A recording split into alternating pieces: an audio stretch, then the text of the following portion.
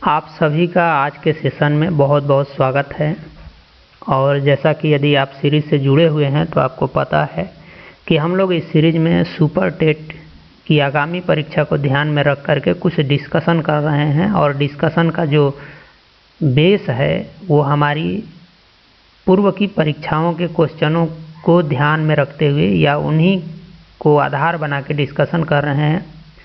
ऐसा इसलिए किया जा रहा है ताकि एक आइडिया लगे कि हमारी परीक्षा में किस तरह के प्रश्न आते हैं और हम उस कठिनाई लेवल तक के प्रश्नों के लिए अपने आप को तैयार कर पाएँ। साथ ही साथ ये सीखने का प्रयास कर रहे हैं कि एग्ज़ाम में प्रश्नों को हमें किस तरह से हैंडल करने की ज़रूरत होती है। तो मैं उम्मीद करता हूँ कि ये जो प्रश्न आपके सामने रिप्रेजेंट हो रहा है आप पहले इसको खुद से सॉल्व किए होंगे। और चलिए बढ़ते हैं, देखते हैं कि क्या है, किस तरह से इसको हमें सॉल्व करने की ज़रूरत है। ज़रा सा यहाँ पे ध्यान दीजिए आप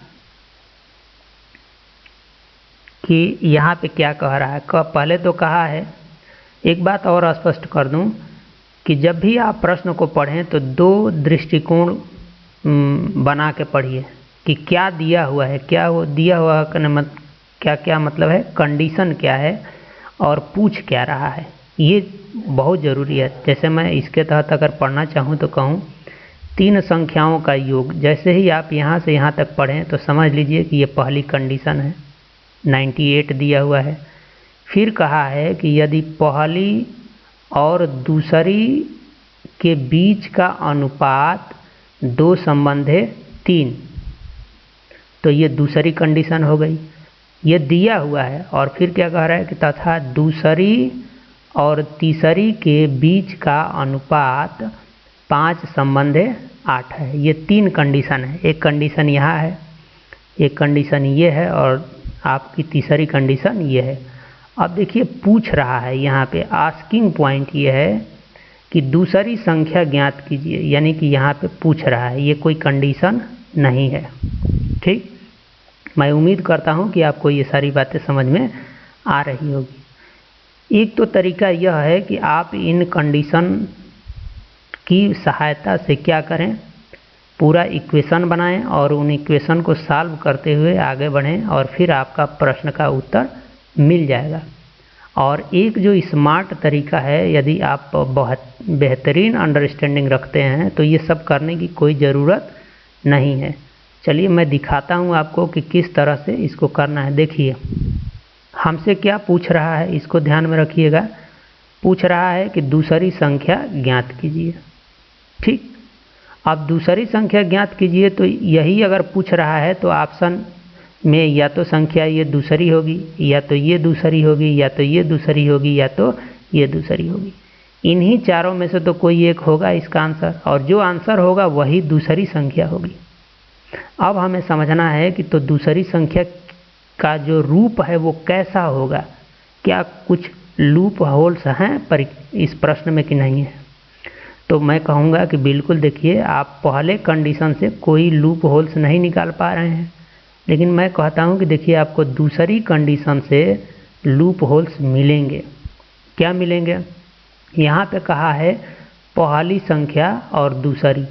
पहली और दूसरी का जो अनुपात दिया है वो 2 और 3 दिया हुआ है।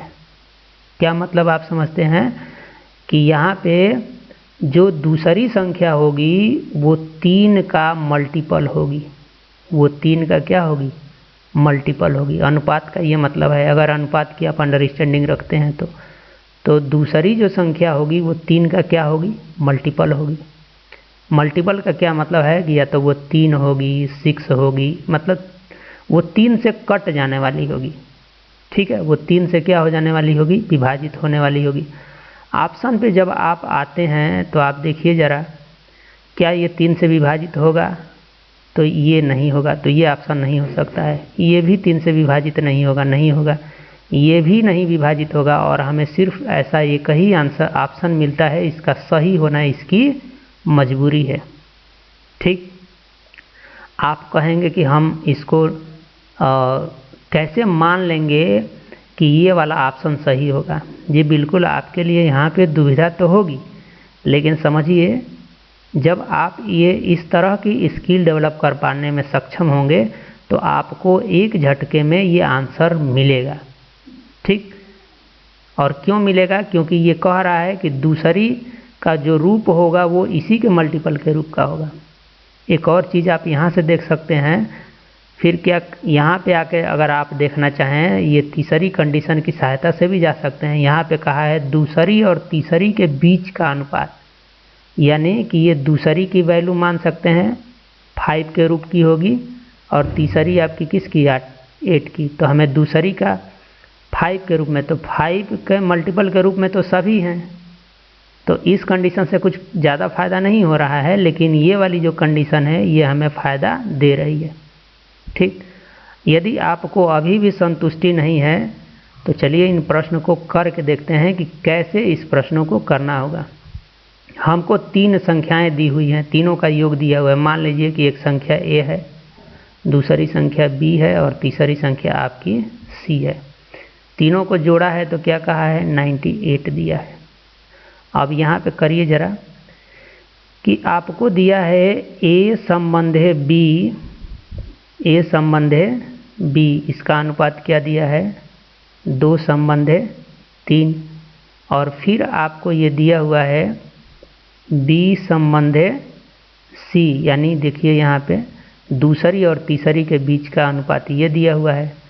तो ये क्या दिया हुआ है 5 संबंधे 8। तो इसमें आप क्या देख रहे हैं कि B दोनों में कॉमन है, तो इसलिए आपको एक ऐसा अनुपात ढूंढना है कि A संबंधे B संबंधे C में क्या अनुपात होगा। तो जब इस तरह का अनुपात निकालना होता है, जब हम अनुपात और रेशियोज वाला चैप्टर पढ़ रहे होते हैं तो वहाँ पे हमें सिखाया जाता है। तो क्या निकालना होता है, तो आप इन दोनों को आपस में करते हैं मल्टीप्लाई। ठीक, तो इसके लिए इन दोनों को मतलब यहाँ पे मतलब ये अगर B की वैल्यू ये है और यहाँ भी B की वैल्यू है तो दोनों को बराबर होना चाहिए।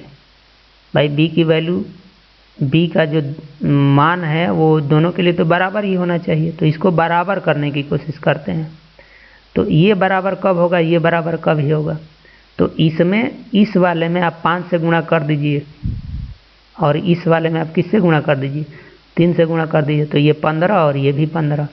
लेकिन जब आप ऐसा कर रहे हैं तो ये पूरे अनुपात में भी आपको ऐसा करना पड़ेगा। तो जब इस वाले अनुपात में पूरा का पूरा करेंगे तो यहाँ से 5 दूना का 10 और यहाँ पे क्या मिल जाएगा 15 और यहाँ पे मिल जाएगा आपका 15 और 3 8 24, ये मिल जाएगा।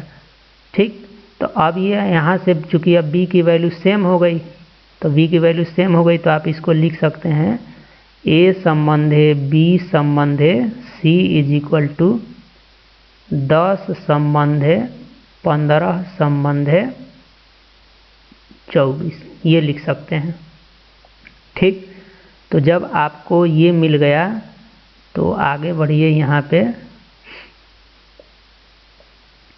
अब जब इस तरह से A B C का अनुपात मिल गया तो आप इसको मान लीजिए कि ये अब कुछ समय के लिए इसकी वैल्यू मान सकते हैं या इसकी वैल्यू आप मान करके चल सकते हैं। लेकिन चूंकि ये वैल्यू नहीं मान सकते हैं यहाँ पे, क्योंकि यहाँ पे अब ये तो आपको दिया हुआ कुछ और है। ठीक है, क्योंकि यहाँ वैल्यू दिया हुआ है और यहाँ पे अनुपात है, तो A का मान 10 नहीं हो सकता है, 10 के मल्टीपल के रूप में हो सकता है। B का मान 15 के मल्टीपल के रूप में हो सकता है। तो अब क्या होगी इनकी वैल्यू, जब वैल्यू पता करनी हो तो हम क्या करते हैं किसी एक संख्या से किसी एक वेरिएबल से इसमें मल्टीप्लाई कर देते हैं। किसी एक वेरिएबल से यहाँ पे क्या कर देते हैं मल्टीप्लाई कर देते हैं। तो मल्टीप्लाई मान लीजिए x से कर दीजिए इसके अनुपात में, तो x से जब आप यहाँ करेंगे तो यहाँ 10x मिल जाएगा, यहाँ 15x मिल जाएगा और यहाँ पे 24x मिल जाएगा। तो अब आपकी A की वैल्यू ये हो गई, B की वैल्यू ये हो गई और C की वैल्यू ये हो गई। अब अपना जो ये एक इक्वेशन आपने ऊपर ये जो पाया है इसमें मान रख दीजिए। इसमें मान जब रखेंगे तो देखिए आपको मिलेगा 10x एक जगह पे प्लस बी के जगह पे आपका हो जाएगा 15x और प्लस सी के जगह पे हो जाएगा 24x इज इक्वल टू अब कितना आया है 94। ठीक, तो यहाँ पे मैं थोड़ा सा आपको मिटा के दिखाऊं, इसको सॉल्व कीजिए।